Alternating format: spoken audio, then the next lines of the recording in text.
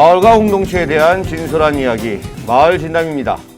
마을진담 @ 경기 양평편을 시작하겠습니다. 자, 늘 함께 하시는 저의 동료 전대혁 박사님이십니다. 안녕하세요. 예, 반갑습니다. 오늘도 역시 최인수 박사님과 함께 이 마을진담을 진행하게 되는데요. 마을진담 경기 양평의 이 아름다운 자연과 함께하고 있습니다. 근데 오늘 특별히 저희가 굉장히 어렵지만 예. 한 분을 모셨는데 진행해 주시죠. 소개해 드릴까요? 예, 이분은 이걸로 소개하는 게 딱 맞을 것 같습니다. 많이 들어보신 음악일 텐데요.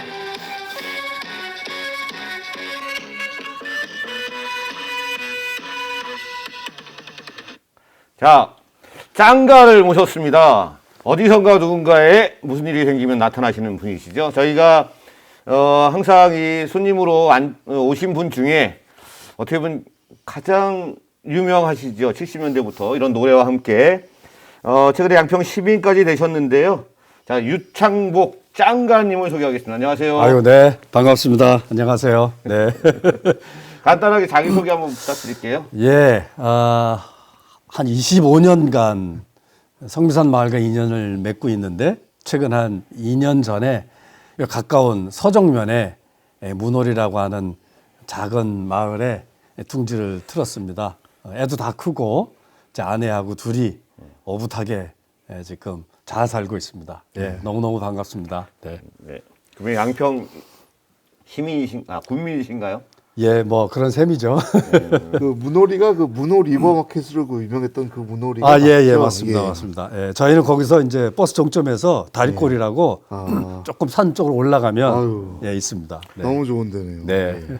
아니, 서울에서 25년 성미산에서 그전에도 또 아마 서울에서 태어나시지 않으셨나요? 태어나기는 저 시골에서 태어났는데 네. 한 달도 안 돼서 서울 왔으니까 뭐 거의 서울에서 예, 서울에서 평생을. 거의 한 4, 50년을 50년 이상을 계시다가 이 양평으로 오신 거잖아요. 네. 왜 하필 양평이시고 이 양평 군민이 되시고 뭐 이랬는지 좀. 네, 뭐 간단한데요. 저와 함께 사는 제 아내가 서울에서는 못 살겠답니다. 아, 숨쉬기도 힘들고 네. 너무너무 이 전원에 대한 자연에 대한 그리움이 너무 커서 근데 그동안 이제 제가 주로 활동이 서울이 중심이고 뭐 전국을 싸돌아다니니까 네. 어디 이렇게 서울 중심에서 떨어지면 예. 너무 힘들어서 조금만 늦추다가 더 이상 늦추다가는 이제 뒤가 없겠다 싶어서 과감하게 예. 재작년에 옮기기로 결심을 했는데 타협을 했죠. 예. 저는 그래도 서울하고 조금 어느 정도 왔다 갔다 해야 되니까 예. 약간 출퇴근이 너무 힘들지 않은 거리가 어디냐 하고 딱 그 콤파스를 이렇게 반경을 그려보니까 예, 딱 양평이 제일 먼저 야, 여기다. 그럼 한 1년을 저희가 양평을 돌아다녔어요. 아. 놀러 다니면서. 예. 예, 그러다가 거기가 좋다고 해서 자리 잡게 됐습니다. 역시 경기도네요, 그렇죠? 서울 근처에. 예. 사실은 뭐 저 유창복 선생님이 제 대학교 한 8, 9년 선배님이신데 예. 저희 미래를 보는 것 같아요. 그래서 이제 선배님 따라서 저도 몇 년 뒤에는 이렇게 예. 귀촌해야 되는데 이게 너무 좋은 곳에 자리 잡혀서 이게 참 여러 가지로 좀 귀감이 된다. 저도 이게 따라서 이제 문호리로 올 예정이고요. 네, 문호리로? 좋습니다. 이거. 문호리로 정하지는 않았지만 오늘 정하진 뭐 않고. 상당히 기울어지고 있습니다. 예, 예. 여기에 제가 주말마다 네. 돌밭을 매는데 예. 손바닥만한 서너 평밖에 안 되는 밭인데 왜 이렇게 돌이 이렇게 많은지 네. 근데 농할 때 들어보고 지금 처음 곡괭이 예. 하고 삽질하고 네. 하루 종일 하면 요만큼 밭이 나옵니다. 아주 뭐 힘들지만 보람찹니다. 예. 양평 군민으로 아마 활동을 해도 아마 서울에서 많이 하시고 있는 걸로 알고 있는데 그래서 양평군 한번 소개 자랑일까요? 뭐 이런 거 한번 이렇게 해주시면. 아직은 이게 양평의 좋은 점을 잘 모르고요. 이렇게 서서 왔다 갔다 네. 조금 심하게 표현하면 집이 숙소 수준이어서 주말에만 이제 약간 읍내 먹으러 다니는 정도여서 진짜 이 양평의 참맛을 제가 아직은 잘 모릅니다. 예. 조만간 구석구석 이제 알도록 노력을 해보겠는데 일단 여기가 봄 되면은요 네. 저희 집 주변에 벚꽃이 피는데 구름 속에 제가 떠 있는 것 같은 착각에 빠질 정도로 너무너무 좋고 그다음에 이 강변에 이 벚꽃도 너무너무 좋고요. 차를 타고 출근을 하다 보면은 거의 뭐 외국에 와 있는 듯한 착각에 빠질 정도로 자연 환경이 너무너무 깔끔하고 평화롭고 좋습니다. 이거 하나는 확실히 보장할 수 있기 때문에 오셔도 됩니다. 아, 저희도 오다가 네. 이게 잠깐 와서 이제 뭐 한 10분 산책도 하고 그랬는데요. 너무 이뻐가지고 야, 여기 또 뭐 성지도 있고 그렇잖아요. 가톨릭 성지도 있고. 그래서 참 너무 좋은 동네다. 그렇지 않아도 옛날부터 그 서울에서 활동하시는 많은 분들이 특히 젊은 활동가분들도 이제 육아나 여러 가지 문제로 뭐 여기 오시고 물론 성미산에 들어가면 좋겠지만 뭐 그러지 못하고 일로 오시고 했었던 많은 친구들이 있었던 걸로 제가 기억을 해요. 맞아요. 그래서 참 이 동네가 이런 어떻게 보면 또 새로운 형태의 이 마을 공동체의 성지가 되지 않을까 이런 느낌이 많이 많습니다. 그래서 양평 군민 유창복 장관님을 모시고 진행을 하고 있는데요. 어쨌든 이제 기존의 생활 공간들이 서울이시기도 했고 사실은 저희가 마을 진담이라고 하는 걸 찍고 있지만 한편으로는 뭐 전재욱 박사님이나 저나 뭐 최준규 박사님이나 이 마을과 관련된 것들에 대해서 뭐 영감을 얻었다랄까요? 아니면 처음에 이렇게 시작을 했던 계기일 수도 있는데 뭐 서울에서 진짜 성미산 마을과 관련된 일들을 많이 진행을 하셨었습니다. 그거 좀 소개 좀 해주시면서 그다음에 그 이후에 또 이렇게 좀 했던 얘기들 이야기 나눠보도록 하겠습니다. 제가 성미산 마을 처음 인연을 맺은 거는 96년도에 제가 안산에서 살다가 이사를 갔는데 이유는 딱 한 가지예요. 제가 아들이 하나 있어요. 그 당시 6살 됐을 무렵인데 저는 성북구 미아리라고 하는 곳에서 평생 어린 시절을 보냈어요. 진짜로 맨날 학교 갔다 오면 가방 던져놓고 밤늦게까지 놀고 그렇게 건강하게 잘 자랐는데 우리 애는 그렇게 키울 수가 없는 거예요. 아침에 유치원 보냈다가 안 그래도 하얀 애가 하얗게 있다 그냥 와요. 나처럼 키우고 싶은데 그런 방법이 없는 거예요.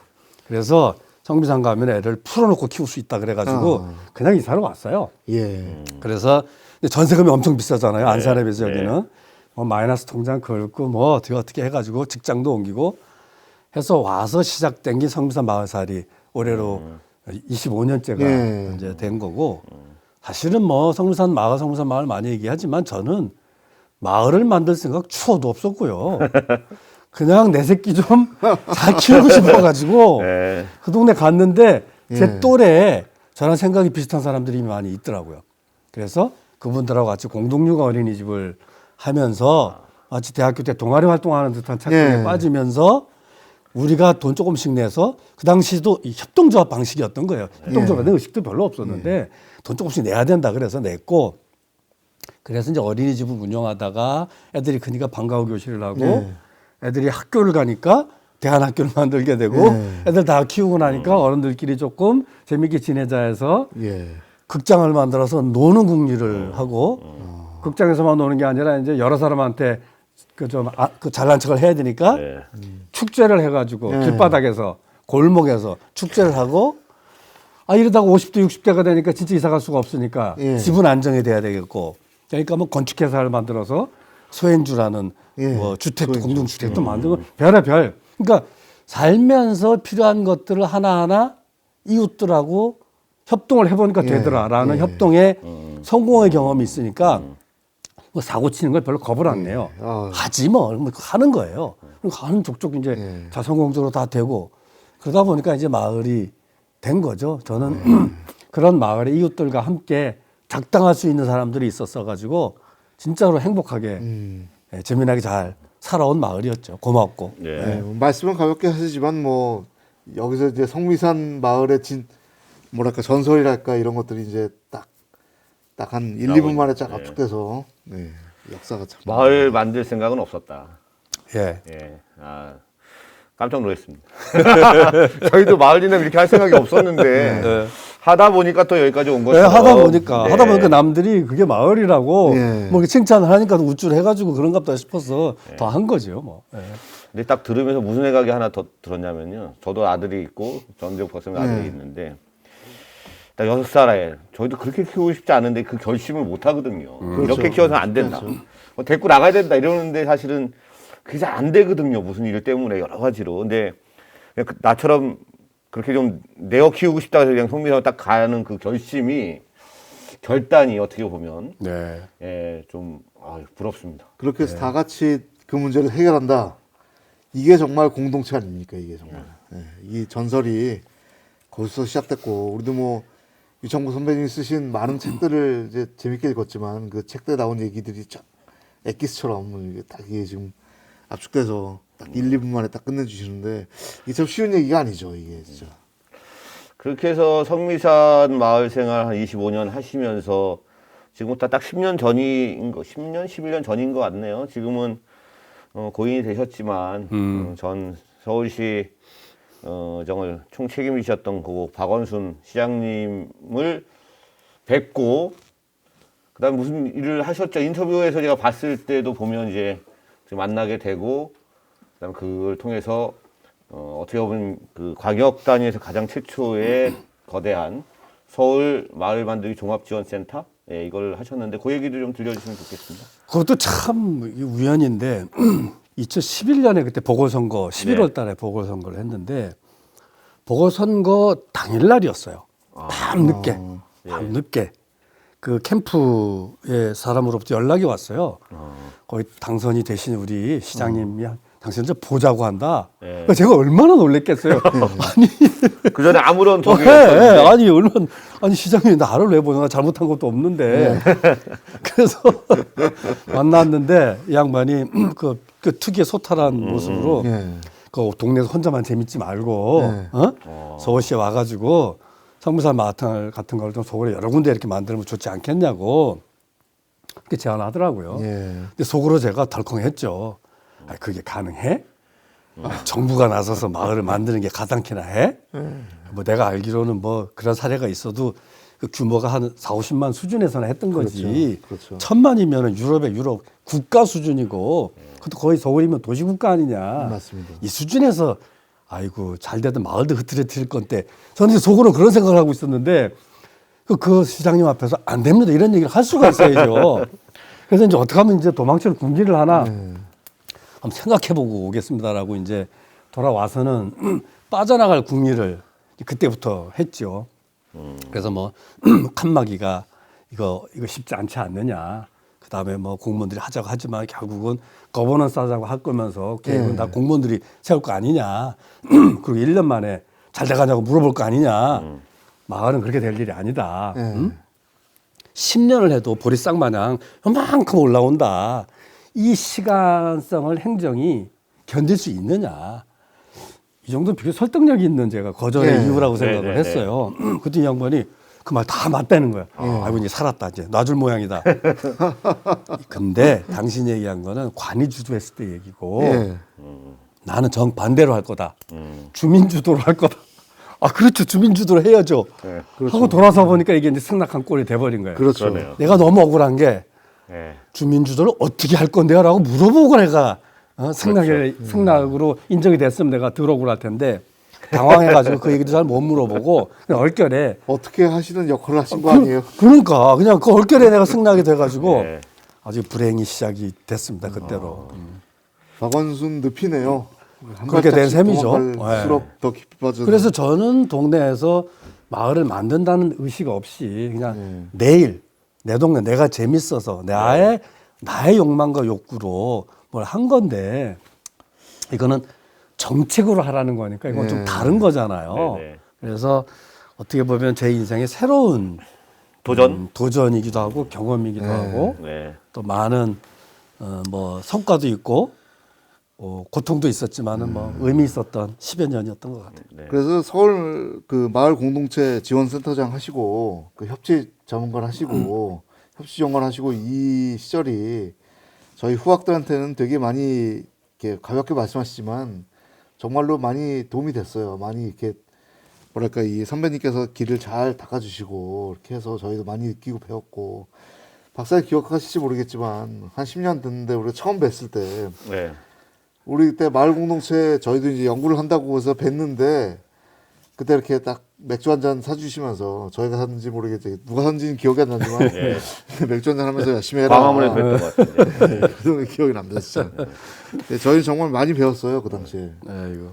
서마종 센터장 했던까지 갔잖아요. 그래서 이제 서울이라고 하는 단위에 어쨌든 예산도 상당히 있었을 걸로 보여지고 사실 아무도 가보지 않은 그러니까 중간 지원 조직이라고 하는 개념 정도만 있을 때 그것을 현실 정책에 이제 만들어내야 되는 가장 또 첨단의 앞에 서 있는 조직 같은 광역 단위의 그 광역 단위에서 예, 그래서 그 천만의 광역 서마종 서울 마을 만들기 종합지원센터 센터장을 초대 그렇죠. 센터장을 하신 거잖아요. 네, 네. 어떠셨나요? 뭐 그냥 돌아섰을 때 그냥 예, 응락을 한 것처럼 되는데 또 그렇게 해서 어깨 무거운 그런 또 직책까지. 그러니까 그 당시만 해도 제가 이제 행정이나 공무원에 대해서 이렇게 별로 좋은 생각을 안 갖고 있었어요. 그렇죠. 오죽하면은 민과 관은 통역이 필요한 사이라는 선입견을 네, 갖고 있었기 때문에 저희는 요즘도 그 생각합니다.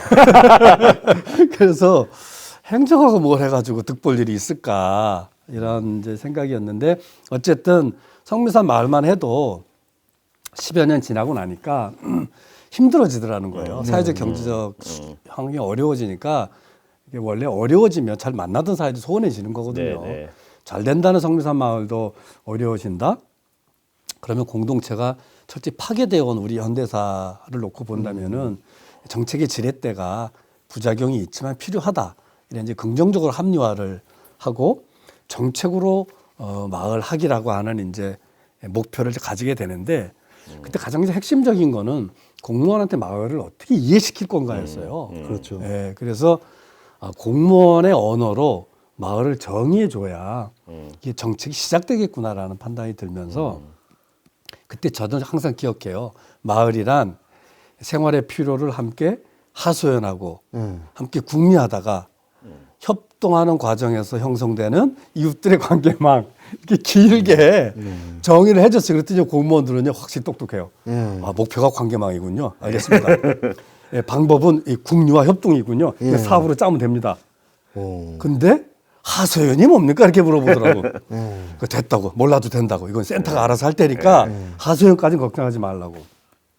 그렇게 해서 관계망이라고 하는 목표를 세우고 공모 사업이라고 하는 틀을 깰 만한 준비가 우리가 안 돼 있었어요. 네, 네. 그래서 공모 사업이라고 하는 한계가 있지만은 공무원들이 익숙한 그 틀을 조금 수선해서 조금 공급자 편의로 설계되어 있는 공모 방식을 주민 편의로 조금 개조해서 공무원들 보러 하시오.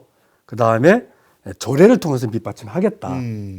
그래서 핵심 그 조례의 핵심은 주민 3사람 이상만 손붙 들고 오면은 돈이 크든 작든 지원한다. 예. 라는 거를 이제 조례에 명시를 하니까 처음에는 공무원들이 안 믿더니 조례가 딱 있으니까는 또 적극적으로 하시더라고요. 그렇죠. 그래서 그 시민단체, 비영리 뭐이나 법인이 아니라 주민 개인들이 자연인으로 공모 사업의 수탁자가 될 수 있는 그런 이제 법적 근거를 만드니까 진짜 어마어마한 주민들이 작은 돈이지만 적극적으로 참여해서 마을 공동체의 씨앗인 3인 이상 주민 모임, 마을 모임 이런 관계망이 형성되는 걸 봤어요. 그러니까 이게 행정의 힘이라는 게 제가 성미산만에서 꼬물꼬물 하는 식으로는 30년을 해도 안 될 거를 그렇죠. 행정의 제도가 나서니까 1년 만에 몇천 명이 참여를 하면 스토리가 나오더라. 네. 그때 이제 제가 이게 정부가 움직이는 것,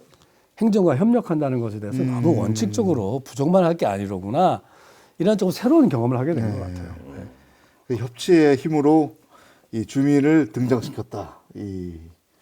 참 멋진 주제였습니다. 저희가 그 성화종 일기에 이 멋진 성과였는데요.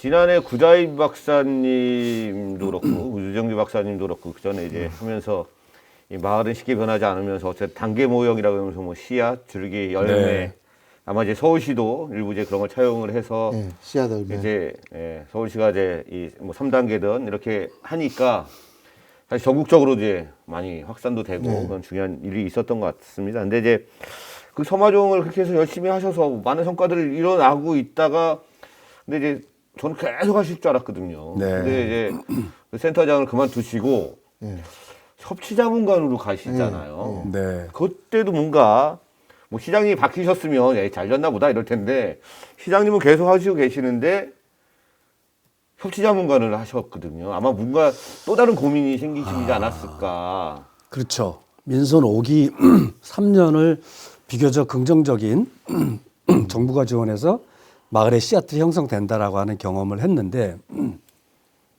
민선 6기에 접어들면서 이제 부정적인 사인들이 막 오는 거예요. 공모제 피로도라고 하는 네, 이른바 아, 공모 방식이 돈 요만큼 줘놓고 뭐 그렇죠. 내라는 서류는 많고 성과라고 하는데 내가 보기 성과 같지도 않은데 그렇죠. 돈 주는 사람 편의대로 그냥 뭐 숫자 채우고 서류 내고 예. 너무 형식적인 성과 관리에 현장이 너무 피로해 하는 거예요. 그다음에 두 번째는 등장한 시민들이 협업이 시작이 됐어요. 예. 사회적 경제 하던 네, 사람하고 네. 마을, 예. 그다음에 아, 도시 재생하는 사람하고 마을, 네. 정책 의제별로 따로따로 하다가 주민들이 예. 많아지니까 협업이 생겼는데 네. 행정은 그 협업을 인정하지 못해요. 아, 딱 부서 칸막이가 엄연하잖아요. 네. 예. 그러니까 행정의 칸막이 체계하고 현장의 협업과 융합의 기운이 충돌을 예. 하는 거예요. 반협치적이었네요. 더 중요한 거는 민선 6기 임기 후반전에 드니까 예. 공무원들은 관리 모드로 급격히 전환을 해요. 그러니까 이제 시민은 이 사람들이 하자고 할 때는 언제고 자꾸 이제 뒷걸음질 치는 것처럼 느껴지는 거예요. 그렇죠. 이때 이제 저도 이거 가지고 고민하고 있을 때 다행히 박원순 시장이 야 지금 위기다. 네. 어떻게 해야 될 거냐. 예. 이제는 새로운 차원의 정책 패러다임이 나와야 될 것 같습니다.